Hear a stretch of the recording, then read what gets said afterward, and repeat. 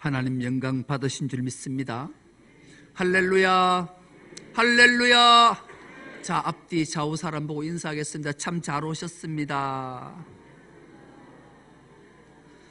감사합니다.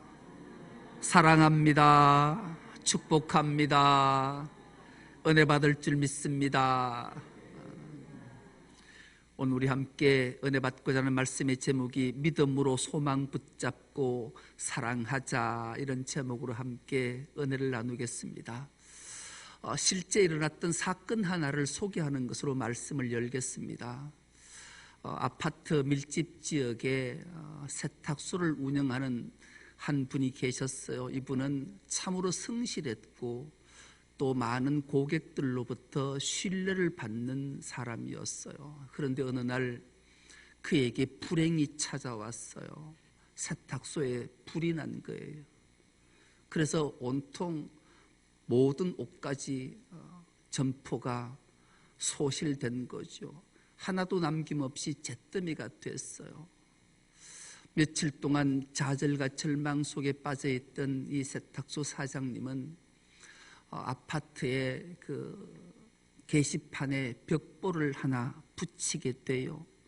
사과문, 주민 여러분, 불이 나서 옷이 모두 다 죄송합니다. 옷을 맡기신 분들은 의류 수량을 신고해 주십시오. 이렇게 대자보를 붙이게 됐습니다. 이런 공고가 붙은 후에 한 주민이 그것을 찬찬히 읽고 난 후에 그 밑에다 이런 댓글을 적었습니다. 사장님, 저는 양복 한 벌을 맡겼지만 이 배상을 받지 않겠습니다. 그 많은 옷을 어찌 다 배상하겠습니까? 용기를 내셔서 소망 잃지 않고 일어서십시오. 이런 댓글을 달게 됩니다. 그 주민의 글로 인해서 여러 사람이 따뜻한 사랑과 글을 배상받지 않겠다라고 달았습니다. 그 후 누군가가 그 위로와 격려의 글을만 단 것이 아니라 작은 봉투 하나에 금일봉을 넣어서 거기에 붙여뒀습니다. 이 소식을 듣고 보았던 주민들이 누구나 할 것 없이 그 사장님에게 격려와 위로의 글을 뿐만 아니라 금일봉을 보내고 전달하게 됩니다. 얼마 후에 아파트 벽보에 다시 또 한 장의 대자보가 붙었습니다. 주민 여러분, 감사합니다. 고맙습니다. 저는 월남전에 참전해서 벌어온 돈으로 어렵게 일궈온 삶이었는데 한순간 다 잃고 좌절하고 삶을 포기하려고 했습니다. 그러나 주민 여러분들의 따뜻한 사랑과 격려로 다시 일어섰습니다. 이 은혜 꼭 보답하겠습니다. 이런 대자보가 붙게 됐습니다.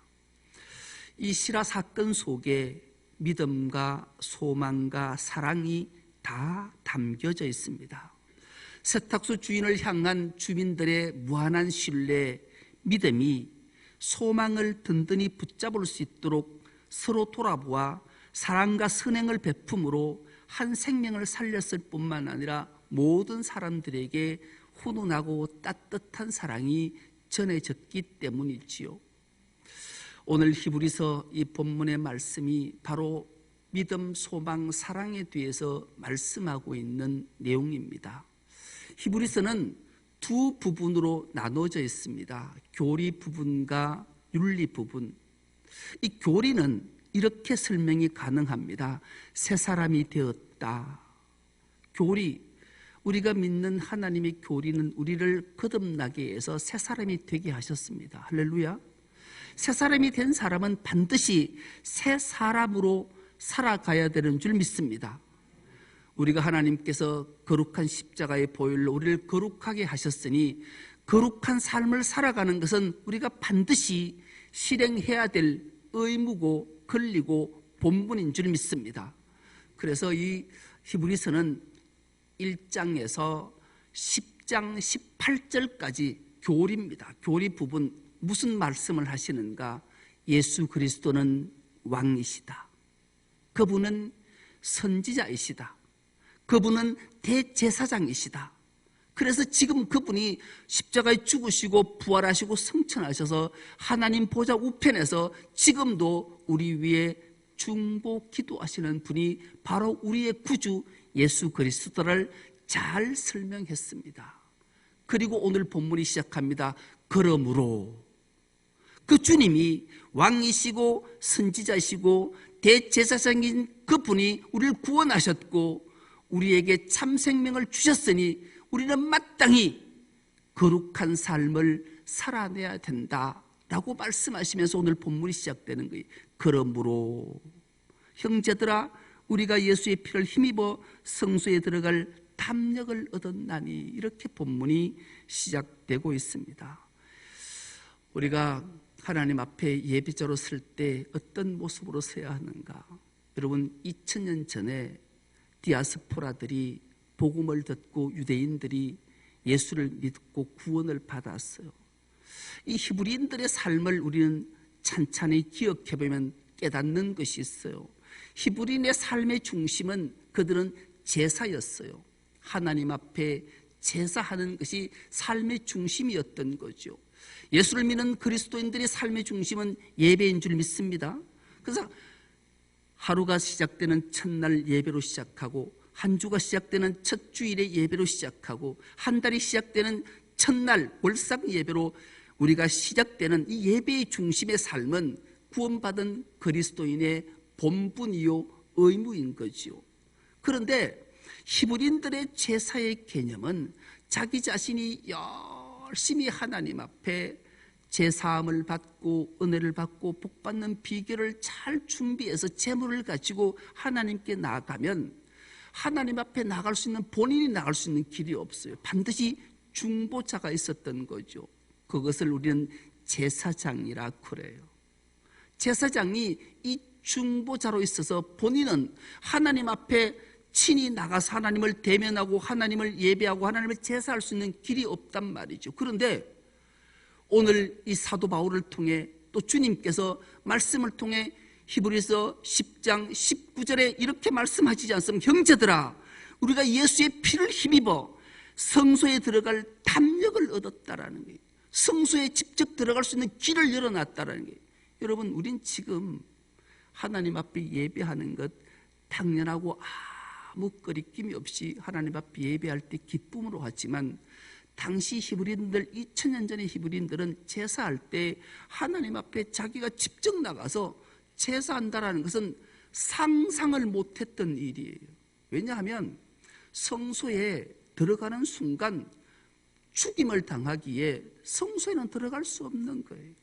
제사장들도 성소에서 하나님을 예배하고 1년에 딱 한 차례만 대제사장이 지성소에 들어가서 사람들이 지은 죄를 다 가지고, 제물을 가지고, 피를 가지고 지성소에 들어가서 법궤에 피를 붓는 순간 모든 죄를 사하는 그런 그 위대한 지성소, 거기에 들어갈 수 있는 담력을 주님이 어떤 게 주셨는가? 오늘 19절에 보니까 예수의 피를 힘입어서 예수께서 길을 열어주셨다라는 거예요.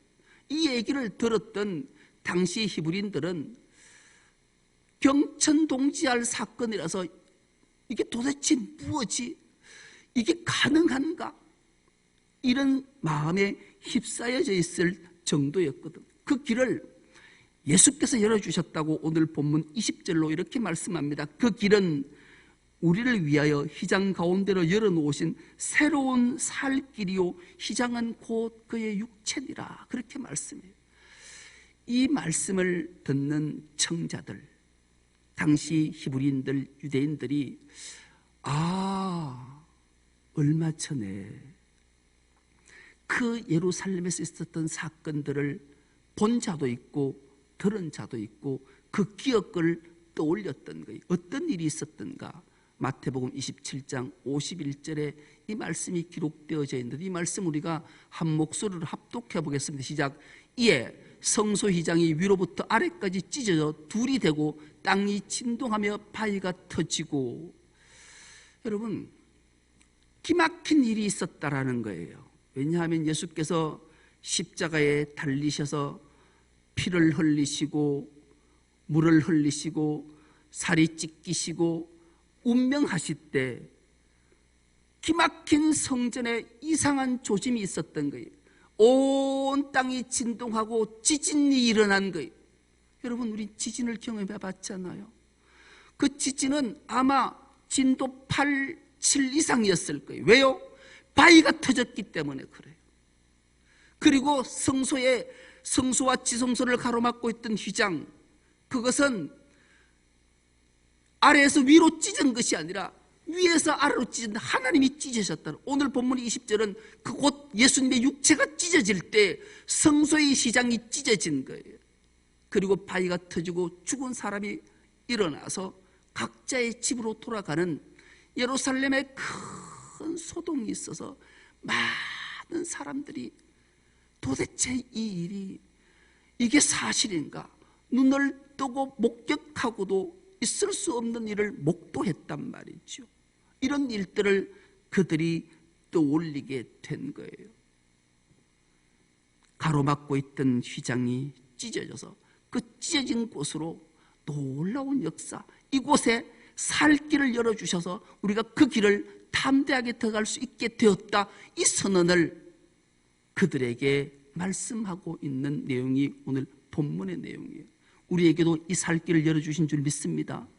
그렇다면 왜 하나님이 친히 인간이 되셔서 십자가에 달려 죽으시고 성소와 지성소의 휘장이 찢어져서 갈라져서 열어주셨던가, 왜 이 일을 하셨는가, 그 이유를 오늘 본문의 말씀이 우리에게 자세하게 들려주셨는데, 세 가지를 통해 들려주시는 것. 첫째, 믿음. 둘째, 소망. 셋째, 사랑이다 말씀하는 거예요.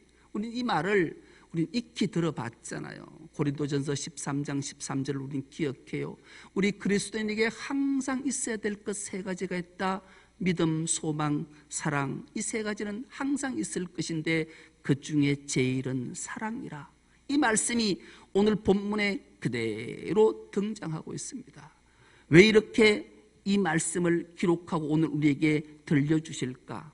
오늘 말씀의 제목처럼 믿음으로 소망 붙잡고 사랑하라, 주님의 명령 앞에 순종하기 위해 이 말씀을 우리에게 주신 줄 믿습니다. 가장 먼저 첫 번째, 우리가 하나님 앞에 어떻게 나가야 되는가? 온전한 믿음으로 하나님 앞에 나갈 길을 열어주셨다 말씀합니다. 오늘 본문 22절을 우리가 한 목소리를 함께 합독해 보겠습니다. 시작. 우리가 마음의 뿌림을 받아 악한 양심으로부터 벗어나고 몸은 맑은 물로 씻음을 받았으니 참 마음과 온전한 믿음으로 하나님께 나아가자. 아멘.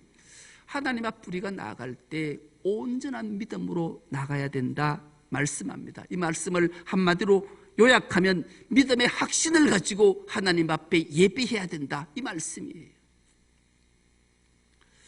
어느 목사님이 이런 설교를 하셨어요.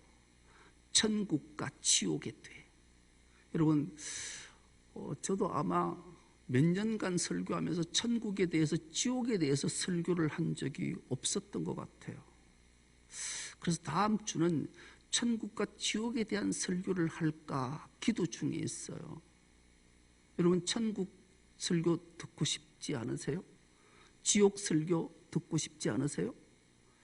근데 이 목사님이 천국과 지옥에 대해서 리얼하게 정말로 설교를 마치고 내려오는데 저 뒤쪽 자리에 앉았던 청년이 상처를 받았어요. 여러분, 신앙생활 그렇게 하면 지옥 가. 예배 시간에 졸고 딴 생각하고 그러면 지옥 간단 말이에요. 이런 설교 들으면 여러분도 어떻겠어요? 내가 졸았다고 지옥 가? 지금 목사가 저런 설교를 했어? 아니, 청년이 그래서 목사가 설교 받고 돌아가는데 목사님 따라봐. 목사님 잠깐만요. 목사님이 섰어요. 목사님, 오늘 설교 천국과 지옥에 대한 설교였는데 천국 가봤어요? 가봤냐고요? 지옥 가보셨어요? 목사님이 당황했어요.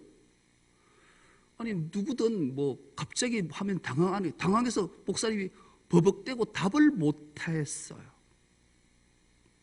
그때 뒤쪽에 있던 아주 연로하신 노인이 그 청년 내하고 얘기하세.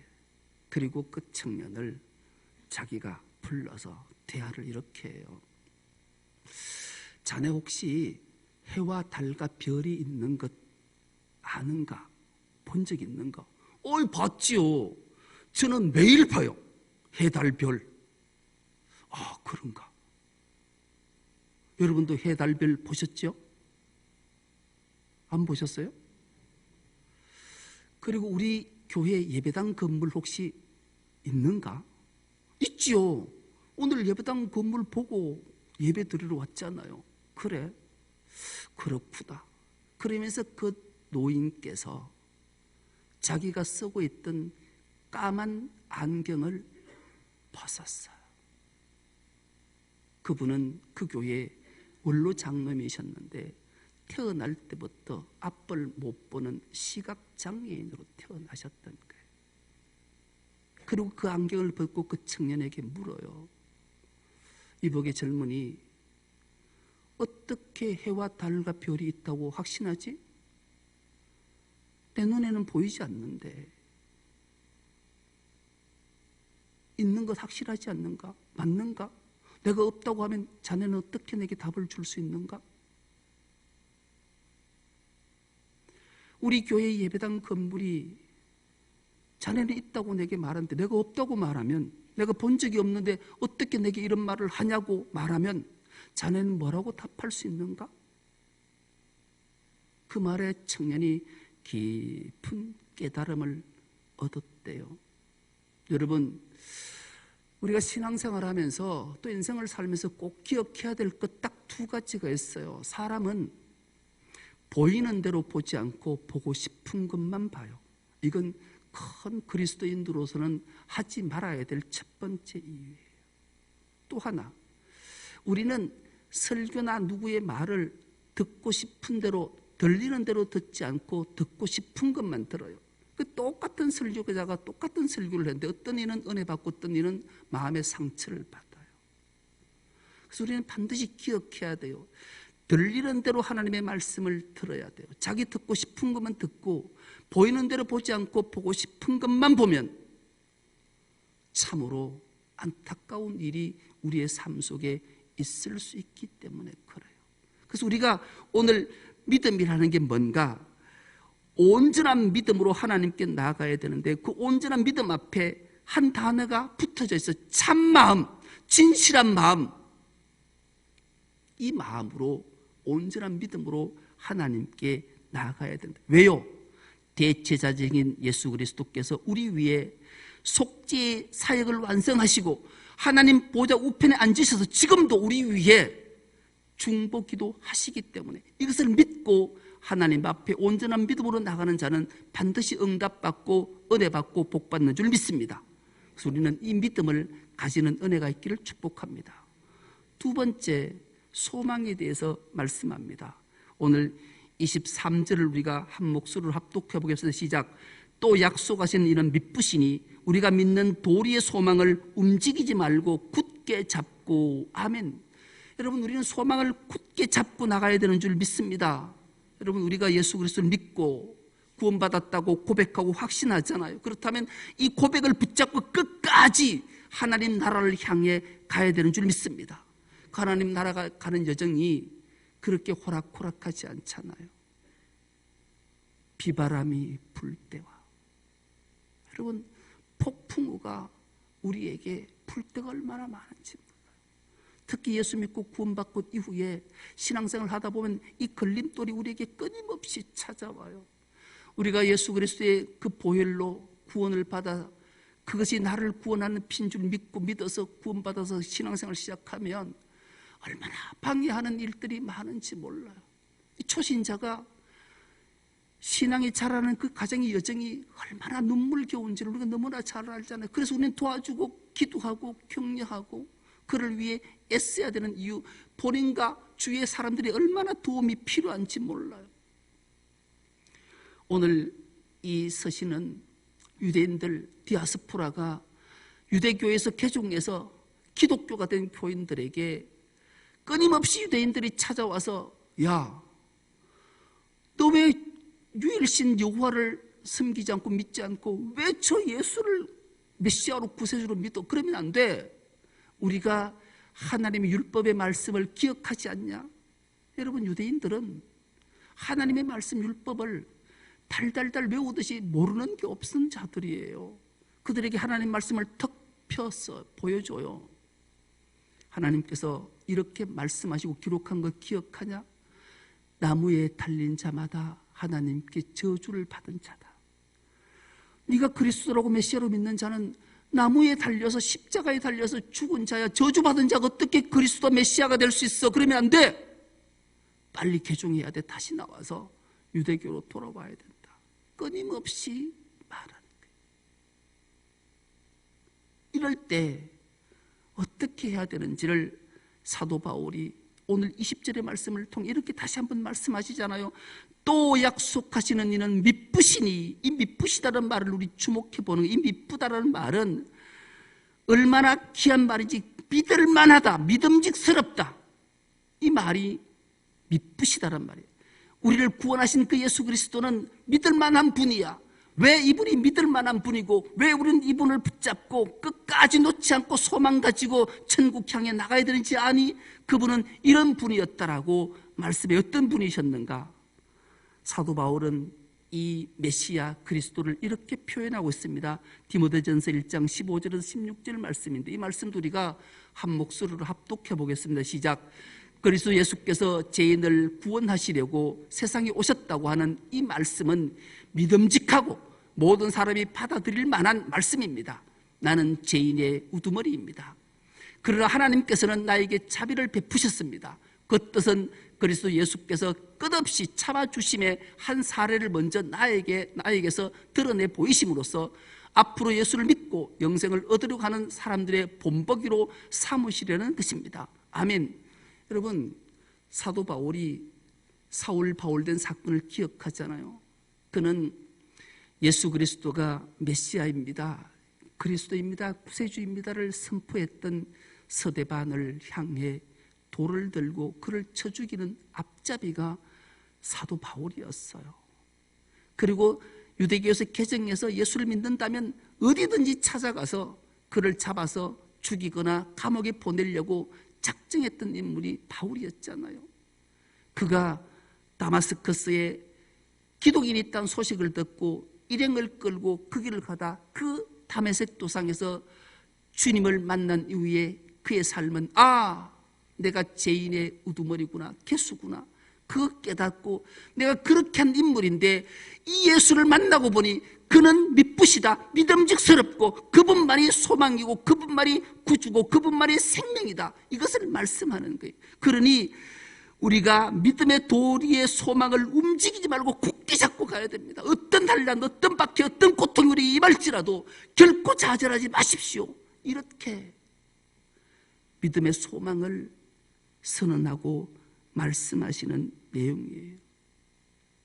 여러분, 우리 모두도 이 믿음의 도리의 소망을 움직이지 않고 굳게 잡는 은혜가 있기를 축복합니다. 왜요? 이 약속하신 이는 미쁘신 이기 때문에, 믿음직스러운 분이기 때문에. 그래서 우리는 결코 흔들리지 말고 끝까지 소명 붙잡고 피니시, 끝까지 주님 앞에 가는 그 길까지 흔들리지 않고 승리하는 은혜가 있기를 축복합니다.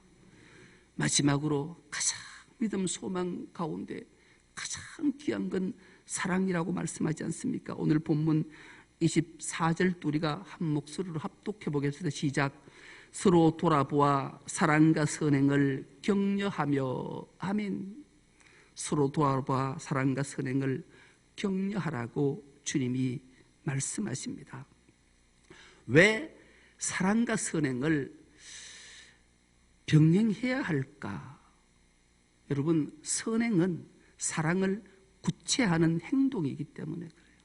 우리가 신앙생활하면, 아니 사회생활하면 사람과 관계 속에서 말만 얌체거치 하는 사람 보면 정말로 얄미워, 그렇죠?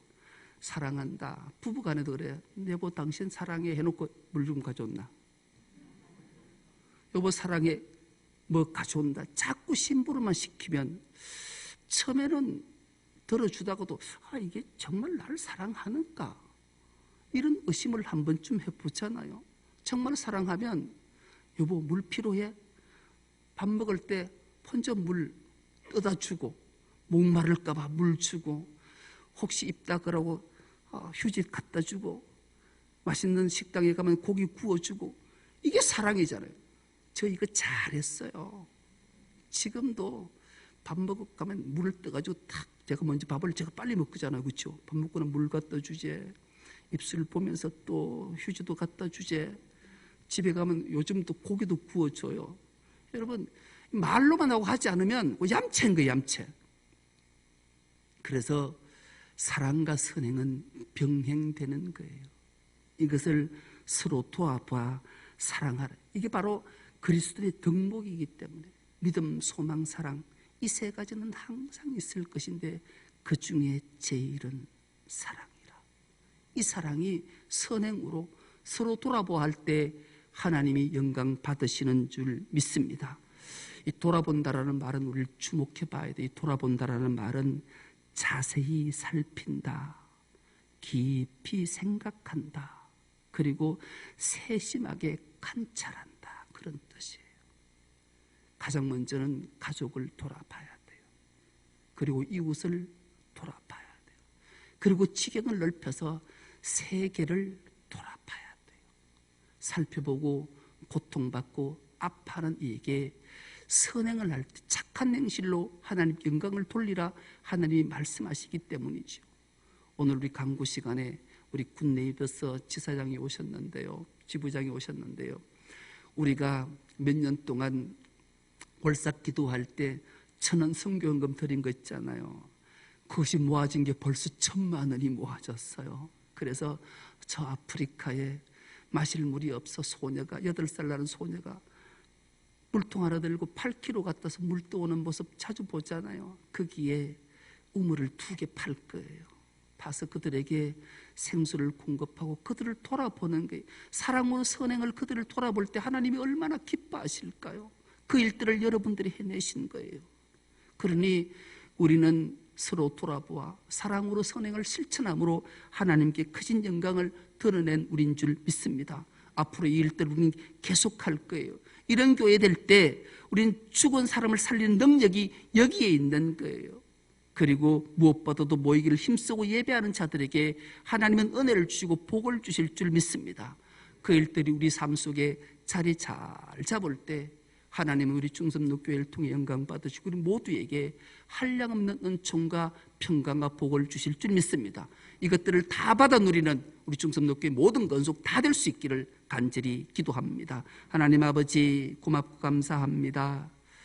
우리를 사랑하셔서 불러주시고 믿음으로 소망 붙잡고 사랑으로 승리하게 하심이 감사합니다. 이 일들을 통해 하나님께 크신 영광을 올려드리고 선한 사업을 통해 우리 모두에게 주님 주시는 놀라운 복과 은총으로 충만케 하여 주옵소서. 감사드리오며 예수님의 이름으로 기도드리옵나이다. 아멘.